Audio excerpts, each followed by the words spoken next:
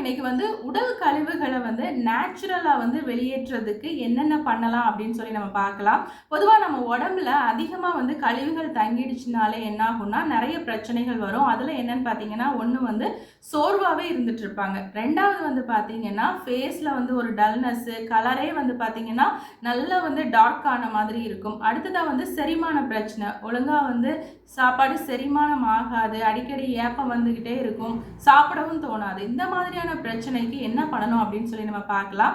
தினமும் காலையில இருந்து நம்ம தூங்குறது வரைக்கும் பார்த்தீங்கன்னா தண்ணி அப்படிங்கிறது நம்ம உடம்புக்கு ரொம்ப ரொம்ப முக்கியம். இந்த தண்ணிக்கு க்ளீன் பண்ணக்கூடிய ஒரு வேலை இருக்கிறதுனால தினமும் ஒரு 2லேருந்து 3 லிட்டர் தண்ணி குடிங்க.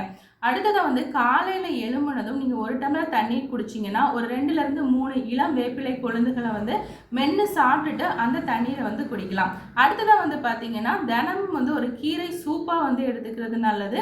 முக்கியமாக முருங்கைக்கீரை ரொம்ப பெஸ்ட்டாக இருக்கும். அடுத்ததாக பார்த்தீங்கன்னா இரவு தூங்குறதுக்கு முன்னாடி 1 டம்ளர் பால் எடுத்துக்கிறீங்க. அந்த பாலோட கொஞ்சம் மஞ்சள் சேர்த்து நீங்கள் எடுத்துக்கும் போது ரொம்ப யூஸ்ஃபுல்லாக இருக்கும். இந்த மஞ்சள் கலந்த பால் என்ன பண்ணணும்னா, இதில் நிறைய ஆன்டி ஆக்சிடென்ட் இருக்கிறதுனால உடம்புல தங்கி இருக்கக்கூடிய தேவையில்லாத கழிவுகளை வெளியேற்றுறதுக்கு ஹெல்ப் பண்ணும். அடுத்ததாக தினமும் ஒரு 30 நிமிஷமாவது வாக்கிங் இருக்கணும், இல்லைனா உடற்பயிற்சி இருக்கணும். இப்படி நீங்கள் தொடர்ந்து ஃபாலோ பண்ணிட்டு இருந்தீங்கனாலே உங்கள் உடம்புல தேவையில்லாத கழிவுகள் தங்கி எந்த ஒரு நோயையும் சீக்கிரம் கொண்டு வராது. நன்றி.